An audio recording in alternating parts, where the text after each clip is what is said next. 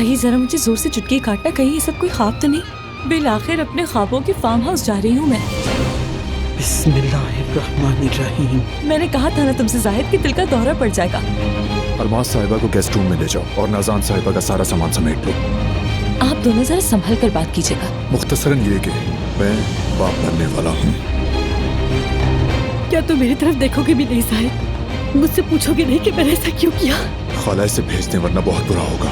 जाहिद, दफाओ जाओ यहाँ से। दफाओ जाओ, मैं कह रहा हूँ मेरी आंखों के सामने से। तुमने जो बोया था वही काट रहे हो नाज़ा। चली जाओ। जाहिद मुझ पर रहम करो जाहिद, प्लीज। एक मिनट, तुम कुछ भूल रहे हो। जब लोगों की हकीकत सामने आती है तो उनका क्या अंजाम होता है देख लीजिए। ये मोहब्बत बदुआ बन गई है।